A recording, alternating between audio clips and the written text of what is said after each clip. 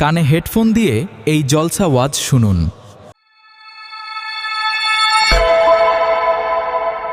ISF Bangla TV চ্যানেলটিকে subscribe করুন সবাই। এই যুবকেরা গল্প বলতে আসেছিল, এরকম একটা করে কত যুবক চলে গেছে, একটা করে কত যুবতী চলে গেছে। তোমার যৌবনটাকে আল্লাহর বিরুদ্ধে লাগাও না গো, তোমার এই ক্ষমতাটাকে রাসূলের বিরুদ্ধে লাগাও না গো, তোমার এই ক্ষমতাটাকে মিথ্যার পক্ষে লাগাও না গো, তোমার এই ক্ষমতাটাকে আল্লাহর ঘরের বিরোধীকারীদের পক্ষে লাগাও না গো। এই যুবকেরা রূপ যৌবন আল্লাহ দিয়েছে, বুড়িরা রূপ যৌবন আল্লাহ দিয়েছে, এটা আল্লাহর রাস্তায় লাগাও, আল্লাহর রাস্তায় খরচ করো, কারণ এই যৌবন বেশি দিন নয়, আবার তুমি বাধ্য কমে যাবে।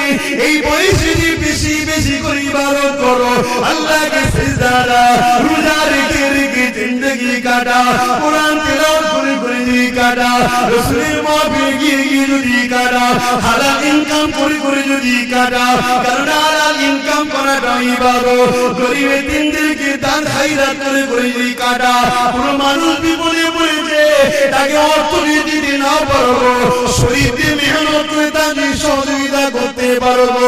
এই যুবকেরা মনে রেখে দিও, কাল কিয়ামতের ময়দানে এত কঠিন জায়গা হবে, কি মনে করছো দুনিয়ায় সব জায়গায় দাঁড়াতে পার হয়ে যাবে? লাঠির জোর আছে, প্রশাসনের জোর আছে, নেতার জোর আছে, সব জোর দেখে দুনিয়ায় চলে যাচ্ছ, মনে রেখে দিও আখিরাতে দেখাবে, মনে করে রেখেছো না বন্ধুরা? আল্লাহ কিয়ামতের দিন বলবে জাহান্নামকে, এ ফেরেশতা যা আমার জাহান্নামকে নিয়ে যা, শিরবা পাশেবা ৭০,০০০ জিনজির দিয়ে আল্লাহ জাহান্নামকে বানাবে। আল্লাহ পাকের এক একটা জিনজিরেতে ওই জিনজিরে ৭০,০০০ বানাবে, এক একটা জিনজিরে ৭০,০০০ করে ফেরেশতা ধরে রাখবে, জাহান্নামকে ধরে রাখতে পারবে না গো। লম্বা লম্বা জিন পার করে গুনাহগার ধরে ধরতে যাবে গো। ওই জমিনে আদম নবীও নফসি নফসি বলবে, মুসা নবীও নফসি নফসি বলবে, ঈসা নবীও নফসি নফসি বলবে। এ যুবকেরা, আরে তোমার আমার কি দশা হবে সেদিন? আল্লাহ দোস্তরা, আল্লাহ নবীরা নফসি নফসি করে, তোমার আমার দশা কি হবে? দাদাগিরি বেরিয়ে যাবে, মস্তানি বেরিয়ে যাবে, রক্তের গরম কেটে যাবে, ওই দিনে তোমার আমার কেউ দাঁড়াবে না গো। আর দুনিয়ায় যদি তুমি নবী নবী করো, তোমার চরণে নবী, তোমার কথাতে নবী, তোমার লেবাসে নবী, তোমার ব্যবসায়ী নবী, সব জায়গায় যদি তুমি নবীকে রাখতে পারো, চিন্তার কোনো কারণ নেই। ওই কিয়ামতের দিনে নবী মুহাম্মদ তোমাকে জান্নাতে নিয়ে যাবে। একটু ত্যাগ স্বীকার করো আমার সোনার ভাইরা, আমার যুবক ভাইরা, আমার বোনেরা, একটু ত্যাগ স্বীকার করো। আরে নবী আমার দুনিয়া জমিনে সে শিক্ষা যা দিয়েছে, ওইটাকে আমাদেরকে মেনে চলতে হবে। না যা যদি পেতে চাও, এই দুনিয়ায় ইহুদি কি করছে, খ্রিস্টান কি করছে, নাসারা কি করছে, কে কি করছে, আমার দেখা দরকার নাই, তোমারও দেখা দরকার নাই। তবে তুমি যদি ইমানদার হও, তোমার জীবনের একটাই লক্ষ্য থাকবে, কোরআন শরীফ আর সুন্নাতে রাসূল। আমার কোরআন হলো আল্লাহর বাণী, আর রাসূল হলো যেটা করেছেন সুন্নাত, ওই কোরআন অনুযায়ী নবী যা করেছে। এই যুবকেরা, তরুণেরা, বাপেরা, তাহলে পরকালের জীবনটা তোমার আমার জন্য আল্লাহ পাক চির শান্তি জান্নাত দেবে। সবকিছু আল্লাহ দেয়। পরীক্ষা করার জন্য ফেরাউন এসেছে, নমরুদ এসেছে, সাদ্দাত এসেছে, আবু জেহেল এসেছে, উতবা এসেছে, সাইবা এসেছে, আবু সুফিয়ান এসেছে, হিটলার এসেছে, আর কত কত আজও আছে, কালো থাকবে। পরীক্ষার জন্য অনেককে আল্লাহ পাঠায়, কিন্তু আমাদের লক্ষ্য একটাই থাকবে, কি? আল্লাহ যদি খুশি। আর আল্লাহ খুশি কার কথা বললে? জোরে বলুন।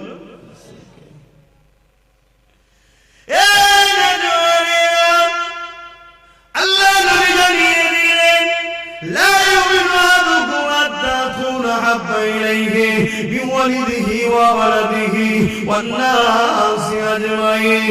বাবারা তোমরা নিজেকে ঈমানদার মনে করো না ততক্ষণ পর্যন্ত যতক্ষণ না তোমরা তোমাদের ধন দৌলত জমি জায়গা টাকা পয়সা এমনকি নিজের জানের থেকেও আমি রাসূলুল্লাহকে বেশি না মহব্বত করবে ততক্ষণ পর্যন্ত তোমরা ঈমানদার হতে পারবে না। এই যুবকেরা ঈমান ছাড়া কখনো জান্নাতে যাওয়া যাবে না। ঈমান কি জিনিস? এক কথাই হলো জীবনের সব কিছু থেকে আল্লাহ আল্লাহ রাসূলকে বেশি ভালোবাসা। পারবে তো? জীবনের সব কিছু থেকে আল্লাহ আল্লাহ রাসূলকে বেশি ভালোবাসা। ঘরে যাবেন, যে আয়নার সামনে দাঁড়াবেন, দাঁড়িয়ে জিজ্ঞেস করবেন, হ্যাঁ আয়না, আয়নাটা ছবি পড়বে না, ওকে জিজ্ঞেস করবেন তুই সব কিছু থেকে কাকে বেশি ভালোবাসিস? যদি তোর আয়নার ছবি বলে যে আল্লাহকে ভালোবাসিস, জানবেন ঠিক জায়গায় আছে। কারণ মানুষ সবাইকে ধোঁকা দিতে পারে, নিজের মনকে কখনো ধোঁকা। তখনই তোমার বিবেক বলে দেবে তুই তো মিথ্যা কথা বলছিস রে। তোর সামনে যদি 10,000 টাকা দেওয়া হয়, তুই তো অমনি সঙ্গে সঙ্গে নামাজ কাজা করে ছুটবি। তাহলে কি মহব্বত রইল? তোমার বিবেক উত্তর দিয়ে দেবে। বাবা আল্লাহকে যারা মহব্বত করেছে, নবীকে যারা মহব্বত করেছে, তাদের জীবন আদর্শ আমাদের জন্য মডেল গো। আল্লাহ কোরআনে নবীদের জীবনী আমার নবীকে শুনিয়েছে, বিশ্বের মানুষের কল্যাণের জন্য মেসেজটা রয়ে গেছে। এই দুনিয়ার মানুষেরা আল্লাহর প্রেমিক যারা হবে তাদের জিন্দেগিটা কেমন হয় সে দেখে নাও। ফেরাউন বলে একটা রাজা ছিল, যাকে আল্লাহ পৃথিবীর রাজত্ব দিয়েছে গো। একটা রাজ্য না, একটা দেশ নয়, পৃথিবীর সম্রাট ছিল, পৃথিবীর রাজা ছিল। তার এত পাওয়ার ছিল, এত শক্তি ছিল। সেই শক্তি পাওয়ার নিয়ে সে নিজে একদিন নিজেকে খোদাই দাবি করে বসলো। সেই খোদাই দাবি করে দুনিয়ার মানুষকে তার দাসত্বের গোলাম বানাতে লাগলো। তার জীবনের প্রতিটা মুহূর্ত ছিল অন্যায়, তার জীবনের প্রতিটা মুহূর্ত ছিল জুলুম, তার জীবনের প্রতিটা মুহূর্ত ছিল নারী দেহ শোষণ করা, তার জীবনের প্রতিটা মুহূর্ত ছিল শরাব পান করা, তার জীবনের প্রতিটা মুহূর্ত ছিল মানুষের উপরে জুলুম করা, তার জীবনের প্রতিটা মুহূর্ত ছিল গরিবদের গরিব দাস বানিয়ে রাখা। এই যুবকেরা আজ যদি কেউ শরাব পান করে, আজ কেউ নারী দেহ শোষণ করে, আজ কেউ গরিবদের উপরে জুলুম করে, অবশ্যই সে মুসা নবীর সাথে থাকতে পারে না, সে ফিরআউনের সাথে থাকবে। ইতিহাসের পাতা সাক্ষী দিয়ে দেয়, এই ফিরআউনরা বলে ফিরআউনের ঘরে একজন মেয়ে কাজ করত, যিনার নাম হযরত মাসাত্তা। গরিব মেয়ে ছিল, যার তিনটে আল্লাহ সন্তান দিয়েছিল।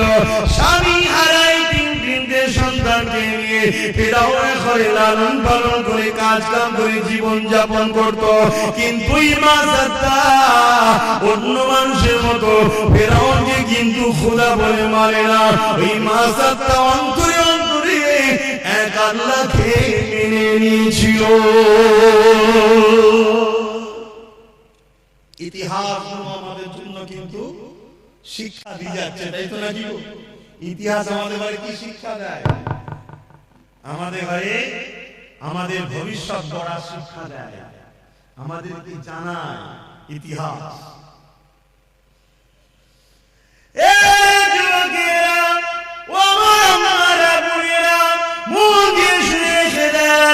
এসেছি আপনাদের প্রিয় বাচ্চা নবীর খানদান নবীর গোলাম বলে দিয়ে যায়। আজ আসি কাল আমিও থাকবো না গো, বিশ্বাসের কোনো বিষয় নাই গো। আজ আপনারা আছেন, কাল আপনারা চলে যাবে। সবাই কাফন পরিয়ে দেবেন, হাজার না গো ও বিহান ঈদুকুম ও বিহান খুরুকুম। তারা তো খারাপ হয়ে মাটি দিয়ে চলে আসবে। যদি তুমি দুনিয়া জমিয়ে নবী নবী নবী করে যেতে পারো, তোমার উঠা বসা চাল চলো যদি নবী নবী থাকে, তোমার সাংসারিক জীবনে যে নবী থাকে, তোমার কারবারি জীবনে যে নবী থাকে, তোমার রাষ্ট্রীয় জীবনে যে নবী থাকে, তোমার রাজনীতির জীবনে যে নবী থাকে, তোমার দেশপ্রেমে যে নবী থাকে, তোমার মানবতায় যদি নবী থাকে, তোমার ইনসানিয়াতে যে নবী থাকে, তোমার মানুষের ভালোবাসায় যে নবী থাকে, একবারে তোমার জীবনে প্রতিটা সেকেন্ডে নবী থাকে, জেনে রেখে দিই কবরের জমিনে তুমি একা থাকবে না। যখন তোমাকে শুইয়ে দিয়ে আসা হবে, তোমার বাপ চলে যাবে, তোমার আম্মা চলে যাবে, তোমার স্ত্রী চলে যাবে, তোমার স্বামী চলে যাবে, তোমার ছেলে মেয়ে চলে যাবে, তোমার পাড়া প্রতিবেশী চলে যাবে, তোমার দুনিয়ার দরদি রাজনীতি লিডাররাও চলে যাবে। আর এই যে পৃষ্ঠায় এসেছি আমরাও কেউ তোমার সাথে কবরে যাব না, কিন্তু কবরের জমিনে মদিনাওয়ালা আসবে। তুমি যদি দুনিয়ায় মদিনাওয়ালার ডাঙ্কা বাজাও, কবরের জমিনে মদিনাওয়ালা বলবে ফেরেশতা আমি মুহাম্মদ সাক্ষী দিয়ে দিলাম এই মদিনা এই দুনিয়া জমিনে আমি মুহাম্মদ আমারই ছিল। আরো জোরে বলুন সুবহান।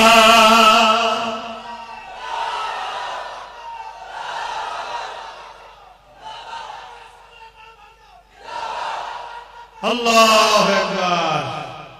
15 থেকে 50-35টা বছরের জিন্দেগির জন্য জাহান্নাম কিনে নেবেন না আমার সোনার ভাইরা। করো ব্যবসা করো, কারবার করো, কি বলো সমাজ সেবা করো, অর্থনীতির সেবা করো, মানুষের পাশে দাঁড়াও, রাষ্ট্র পরিচালনা করো, সব করো, কিন্তু কোনটা করলে আল্লাহ খুশি, কোনটা করলে রাসূল খুশি এটা মানে না। কোনটা করলে আল্লাহ খুশি রাসূল খুশি ওটা। আর ইসলাম একটা কমপ্লিট জীবন ব্যবস্থার নাম। ইসলামে শুধু নামাজ রোজা হজ যাকাতের মধ্যে সীমাবদ্ধ করবেন না। ইসলাম বা কোরআনে এমন কোন জিনিস নাই যে যার সমস্যার সমাধান নাই। যুবক শোনো, ভাই আমার, যুবতী বোনেরা শোনো, তোমার মতো হাজারো লাখো যুবক যুবতী এই দুনিয়া থেকে কবে চলে গেছে, যুবক বয়সে যুবতী বয়সে চলে গেছে। তোমার মতো হাজার হাজার যুবক মদের রাস্তা ধারে টলে টলে পড়ে আছে। তোমার বয়সে হাজার হাজার বোন বিধবা হয়েছে, ফুটপাতে পড়ে আছে বা নিজের শরীরকে বিক্রি করে পেট চালাতে হচ্ছে। তা থেকে আল্লাহ ভালো রেখেছে না রাখেনি? শুকরিয়া আদায় করো, আল্লাহর নেমখারামি হয়ো না। শুকরিয়া আদায় করো যে আল্লাহ আলহামদুলিল্লাহ অনেক ভালো আছি। তো সেই আল্লাহকে ভুলে যেও না। তিনি কি চায় তোমার থেকে? বান্দা আমায় একটু সেজদা দে, রুকু দে, আর আমার হাবিবের কথা অনুযায়ী চল, অন্য কারো কথা শুনিস না। সব ধোঁকা। আমার হাবিব তোদের আপন। জোরে বলুন সুবহানাল্লাহ। এটা আমি বলি না, আল্লাহ বলছে। এই কথা বলা যাবে না, এই কথাও বলা যাবে না। তো আগামী দিন ধর্মীয় আলোচনাও সমস্যা হবে, সেই সিচুয়েশন তৈরি হচ্ছে। বাবেরা নওজওয়ানেরা যুবকেরা মন দিয়ে শোনো, পরিবর্তন আনার চেষ্টা করো। কারণ এই দুনিয়াতে আমার আপনার জন্য পরীক্ষা জায়গা। আখিরাতের জমিনটা বড় কঠিন হবে। ওই কবরের জমিনটা যদি তোমার রাসূলের না হয়ে যেতে পারো, ওই কবরের জমিনে আল্লাহ বা 99টা গুণ সাপ দেবে গো। ওই কবরের জমিনে দেখা যাবে জাহান্নামের একটা গর্ত হয়ে যাবে গো। এই জমিনে যদি সামান্য একটু আগুনে হাত লেগে যায়, সঙ্গে সঙ্গে যে হাতটা টেনে নাও, তার চরণটা মাঝকে মাঝ থাকতে থাকে, তার কষ্টটা বলার মতন এত কষ্ট হতে থাকে। দুনিয়াতে আগুন দেখছো, ওই আগুনটা জাহান্নামের আগুনের কাছে তো পড়বেন নাই গো। জাহান্নামের আগুনকে 70,000 বার ধোয়ার পরে তারপরে আগুনটা তৈরি হয়েছে গো। এ যুবকেরা গল্প বলতে আসেনি গো। এরকম একটা একটা করে কত যুবক চলে গেছে, একটা একটা করে কত যুবতী চলে গেছে গো। তোমার যৌবনটাকে আল্লাহর বিরুদ্ধে লাগাও না গো। তোমার এই ক্ষমতাটাকে রাসূলের বিরুদ্ধে লাগাও না গো। তোমার এই ক্ষমতাটাকে মিথ্যার পক্ষে লাগাও না গো। তোমার এই ক্ষমতাটাকে আল্লাহর ঘরের বিরোধীকারীদের পক্ষে লাগাও না গো। এই যুবকেরা রূপ যৌবন আল্লাহ দিয়েছে, বুড়িরা রূপ যৌবন আল্লাহ দিয়েছে, এটা আল্লাহর রাস্তায় লাগাও, আল্লাহর রাস্তায় খরচ করো। কারণ এই যৌবন বেশি দিন নয়, আবার তুমি বার্ধক্য হয়ে যাবে। এই বয়সে বেশি বেশি করে ইবাদত করো, আল্লাহকে সিজদা দাও, রোজা রেখে রেখে জিন্দেগি কাটাও, কোরআন তেলাওয়াত করে করে যদি কাটাও, রাসূলের মাহফিলে গিয়ে গিয়ে যদি কাটাও, হালাল ইনকাম করে করে যদি কাটাও, কারণ হালাল ইনকাম করাটা ইবাদত। গরিব এতিমদেরকে দান খায়রাত করে করে যদি কাটাও, কোনো মানুষ বিপদে পড়েছে তাকে অর্থনীতি দিতে না পারবো, শরীর দিয়ে মেহনত করে তাকে সহযোগিতা করতে পারবো।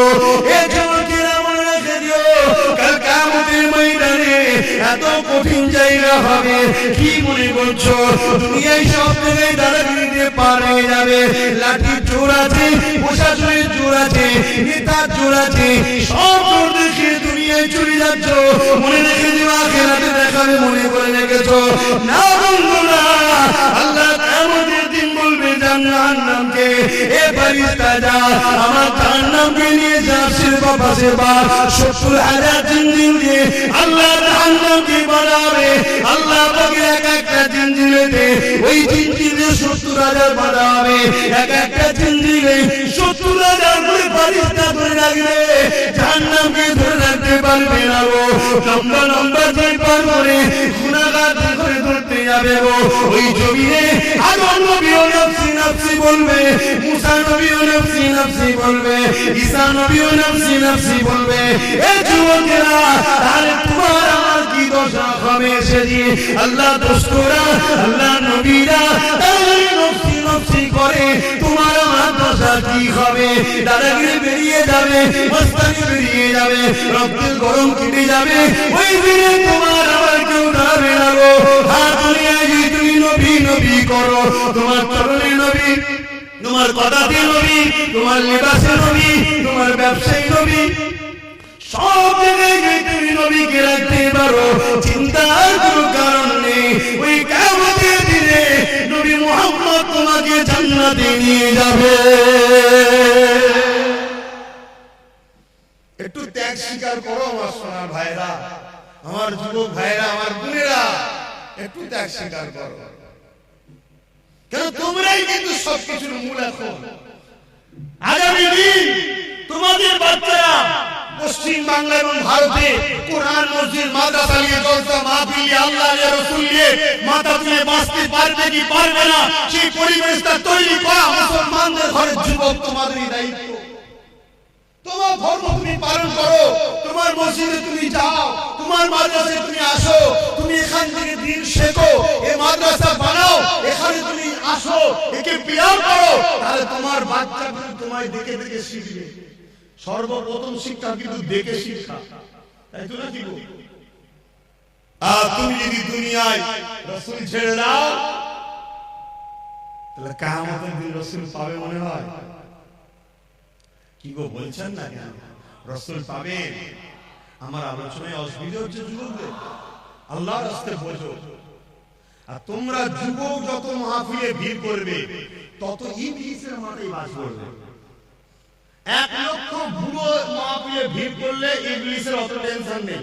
বাপেরা খারাপ নেবেন না, হাকিকতটা বুঝাচ্ছি, কারণ আপনারা একজন যুবক ছিলেন। 1 লক্ষ যুবক মুরব্বি বাপ মা যদি মাহফিলে ভিড় করে, ইবলিসের অত টেনশন নেই। কিন্তু 10,000 যদি বোন আর ভাই যদি মাহফিলে দিয়ে খেয়াল করে, ইবলিসের মাঝে বাস হয়ে যাবে। উরি সর্বনাশ, উরি সর্বনাশ। কেন? ও জানে মুরব্বি বাপটা আর হয়তো 2-5 বছর, কথা বুঝছেন না? তারপরেই কিন্তু ওর পর থেকে নিবার কেউ নেই, ওখানে ইসলাম শেষ। কিন্তু যুবকটা যখন এখন আসছে, এই বয়সে ওর ছেলেটা ওর সাথে আসবে, তার মানে এখন 100 বছর 150 বছর চলবে, কথা বুঝছেন না? এই জন্য তোমাদেরকে আল্লাহর রাস্তায় বলছি, তোমাদেরকে হাজারো চক্রান্তে জড়িয়ে রাখা হবে, শুধুমাত্র উদ্দেশ্য আল্লাহ থেকে সরা, রাসূলের থেকে সরা। আরে আব্বাস সিদ্দিকী কে? আব্বাস সিদ্দিকী পৃথিবীর বুকে একটা ছোটখাটো নগণ্য নবী, দ্বীনের খাদেম, অন্য কিছু নয়, সামান্য খাদেম। আমার থেকে তোমাকে কেউ সরাতে চায় না, তোমাকে সরাতে চাইছে রাসূল থেকে, আল্লাহ থেকে। হ্যাঁ, গর্বের সাথে বলছি, আব্বাস সিদ্দিকীর জীবনের একটাই লক্ষ্য, দুনিয়ায় তুমি রাসূলের থাকো, আখিরাতেও তুমি রাসূলের থাকো। তাই আমার থেকে তোমাকে সরাতে পারলে রাসূল থেকে তোমাকে দূরে রাখা যাবে। এই কারণে তুমি আমার কাছে এলেই নবী ধরাবো, তাই তোমাকে ডিস্টার্ব করা হবে। আমার জীবনে একটাই কথা, তুমি আসো, সভ্যতার সঙ্গে আসো, ভদ্রতার সঙ্গে আসো, নম্রতার সঙ্গে আসো, ইনসানিয়াত করো, ইনসাফ করো, ন্যায় প্রতিষ্ঠিত করো, মানুষকে প্যার করো, ভালোবাসো, নামাজ আদায় করো, রোজা আদায় করো, হজ আদায় করো, যাকাত দাও, মানুষের খেদমত করো, মা বাপকে প্যার করো, নিজের পরিবার স্ত্রীকে হাসি খুশিতে থাকো, পরনারীর দিকে খাপু নজরে তাকাও নি, তোমার পরিবারকে সময় দাও, তোমার বাচ্চাকে সময় দাও। আর মা বোনেরা, স্বামী ছাড়া অন্য কেউ নয়, তোমার স্বামী আপনার স্বামীর দিকে তাকিয়ে থাকো। এই তো কথা বলি। যুবকরা বোঝার চেষ্টা করো। আরে প্রেম যদি করে যেতে পারো, কামতে কোন চিন্তা রাখবে না, কিন্তু প্রেম রাসূলকে করলে, আল্লাহকে করলে কি হয় শুনে কে রাখবো। মক্কা জমিনে বিশাল একটা বাজার রয়েছে, ওই বাজারের উপরে দেখা যায় একজন হাসি দেশের মানুষের পরায় বেড়ি পড়া, হাতে বেড়ি পড়া, পায়ে বেড়ি পড়া। গরম বাড়ির উপরে চিজ করে শুয়ে দিয়ে বুকের উপরে বাড়ির পাথর চাপিয়ে দিয়েছে, নিঃশ্বাস নিতে পারছে না, এমন করে চুলগুলো উস্কো খুস্কো, খালি পায়ে ধুলো জামা মোজা গেল। এইরকম একটা দেশের কালো মানুষ আসমানের দিকে বারবার চেয়েছে, জবানে কি যেন বিড়বিড় করে বলতে লেগেছে। কয়েকজন লিডার রাজে তার কানে কানে যেন কি বলতে লাগলো, কি বলেছিল, তোরা মুহাম্মাদের দল ছেড়ে দে, আমাদের দলে চলে আয়, রহমানের দল ছেড়ে দে, ইবলিসের দলে চলে আয়, নামাজ ছেড়ে দে, ইল্লা ছেড়ে দে, হজ জাকাত ছেড়ে দে, গান বাজনা সিনেমা যাত্রা মদ জুয়া গাঁজা জেনা ব্যভিচারীতে চলে আয়। এই যুবকেরা, তরুণেরা এইভাবে যখন এই কালো আফসি যুবকটাকে এইভাবে জুলুম করতে লেগেছে, সে যেন বিড়বিড় বিড়বিড় করে কি বলতে লেগেছে, এমন করে রোদকে লোহায় লেগে গরম করে তার ঠোঁটে চাকা দিতে লেগেছে। তথাপিও যেন চোখ দিয়ে পানি ছেড়ে আসমানের দিকে মুখ তুলে বিড়বিড় করে কি বলতে লেগেছে।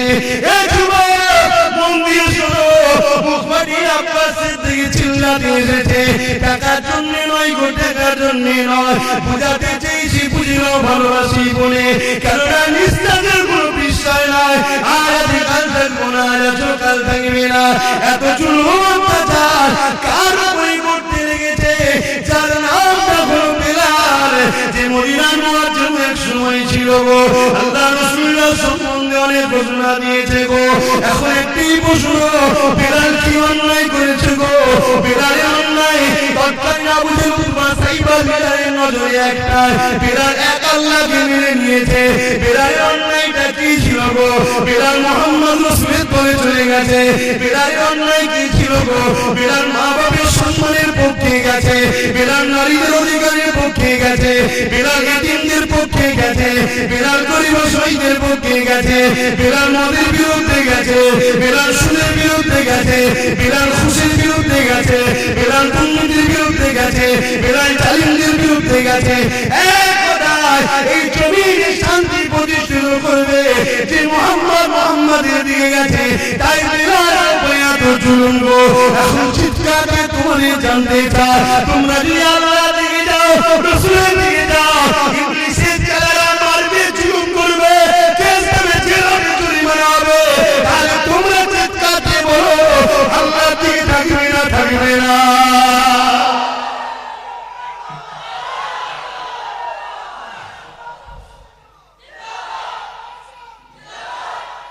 আল্লাহু আকবার। পারবে বেলালের মতো মার খেতে?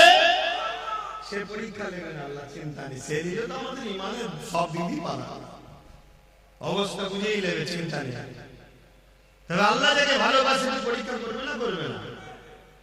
তুমি পরীক্ষা করো না, তোমায় কেউ যদি বলে ভালোবাসে পরীক্ষা করো না, তুমি কেউ না যদি পরীক্ষা নিতে পারো, সবকিছুর মালিক যিনি, তিনি পরীক্ষা নেবেন না। দুটো হাত দিলাম, দুটো চোখ দিলাম, দুটো কান দিলাম, দুটো পা দিলাম, নিঃশ্বাস দিলাম, আজ বাঁচিয়ে রেখেছি, মায়ের পেটে ছিল খাইয়েছি, দুনিয়ায় আসার আগে মায়ের স্তনে দুধ দিয়েছি, খেয়েছে, জমিনে গাছ লাগাই ও ফল দিই আমি, সে আল্লাহ পরীক্ষা নেবে না? পরীক্ষা যেই নেবে উনি মন খারাপ করে যাবে। তবে হ্যাঁ, আমাদের জন্য তো অনেক ফেসিলিটি আছে, যে ফেসিলিটিটা সাহাবারা পায়নি বা অন্যান্য নবীরা পায়নি, আমরা কিন্তু অনেক ফেসিলিটি পেয়েছি। কি আমার রাসূল জানিয়ে গেছে, যদি ভয় লাগে অন্তরে অন্তরে মানো, চুপচাপ থাকো, বুঝতে দিও না কাউকে তুমি আল্লাহ মানো রাসূল মানো, চুপচাপ থাকো। তুমি ন্যায়ের দিকে, সত্যের দিকে, আল্লাহর দিকে, রাসূলের দিকে, ইনসাফের দিকে আছো, কাউকে বুঝতে দিও না, চুপচাপ থাকো। এ তো ফেসিলিটি আগে ছিল না, নবী তো হাদিস বলে গেছে তাই পেয়েছি। কিন্তু তাদের উপরে কি জুলুম হয়েছিল।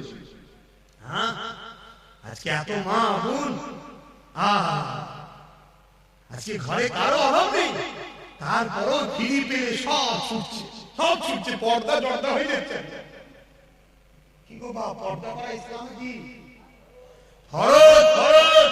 কি ফরজ? ফরজে আইন। আমার মা পর্দা করলে সবার মায়ের পর্দা হয়ে যাবে নাকি? না, এত বড় ফরজ, যেখানে জান্নাতের দরজায় লেখা আছে দাইয়ুসু লা ইয়াদখুলুল জান্নাত, দাইয়ুস কোনদিন জান্নাতে যেতে পারবে না। দাইয়ুসকে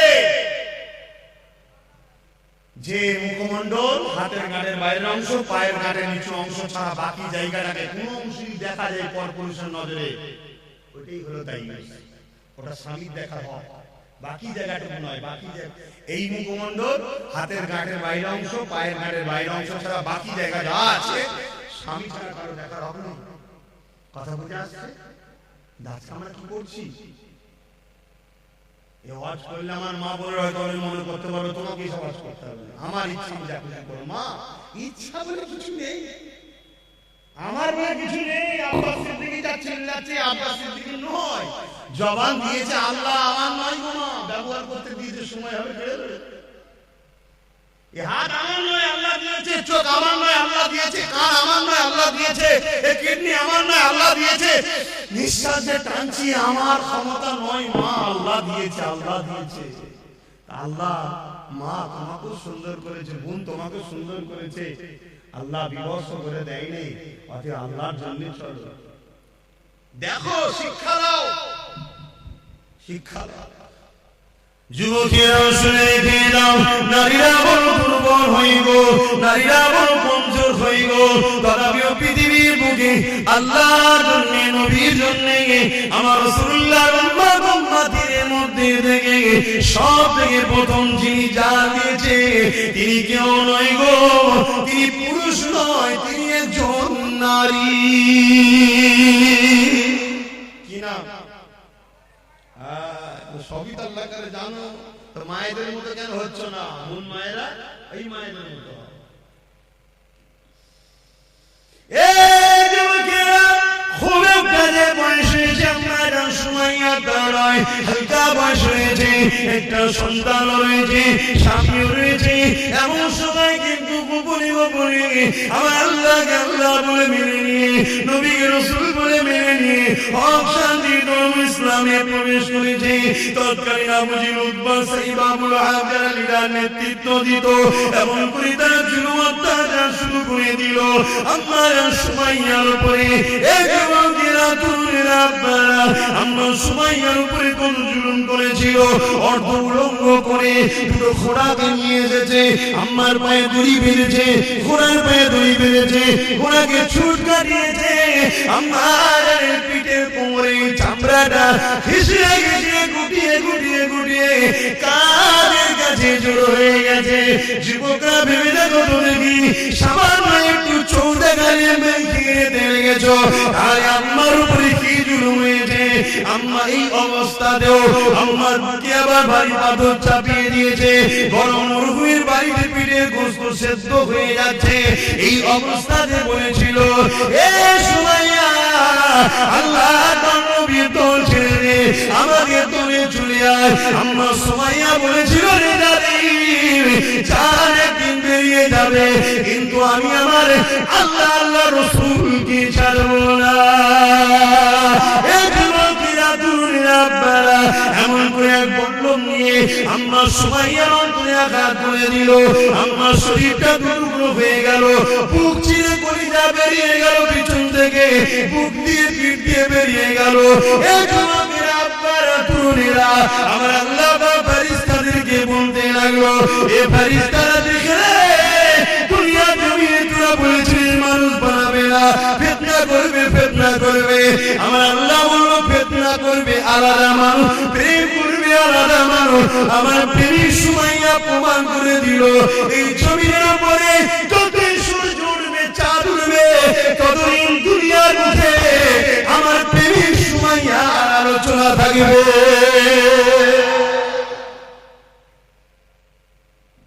আজকে আব্বাস সিদ্দিকও আলোচনা করতে হচ্ছে আল্লাহর প্রেমিক।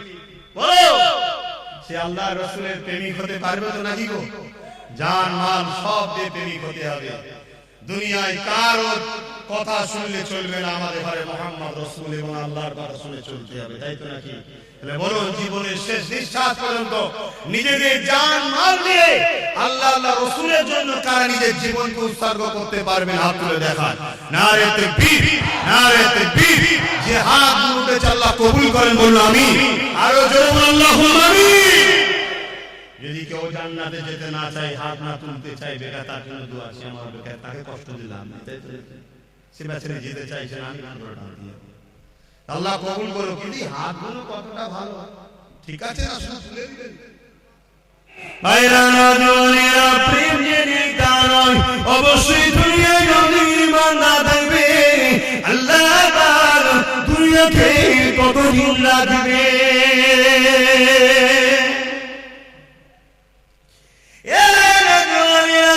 আল্লাহ নবী একদিন কাবা শরীফের পাশে সিজদায় পড়ে কাঁদতে লেগেছে। মন দিয়ে শুনেন, মন দিয়ে শোনেন, শুনছেন তো? আল্লাহ নবী দুনিয়া বাসাবিল্লাহ নবী মুহাম্মদ রাসূলুল্লাহ সাল্লাল্লাহু আলাইহি ওয়াসাল্লাম নবী আমার কাবা শরীফের পাশে সিজদায় পড়ে কাঁদে। আমার আল্লাহ পাক সময় হযরত ইসমাঈল সাল্লামকে পাঠিয়ে দিলে, আমার হাবিবি জান কেন আমার হাবিব কাঁদে জিজ্ঞাসা করে আসুন। আল্লাহ সবই জানে, জিবরাইলকে জানতে চেয়েছে এবং জিবরাইল আর রাসূলের কথোপকথনে আমরা তো জানতে পারবো, তাই পাঠিয়েছে।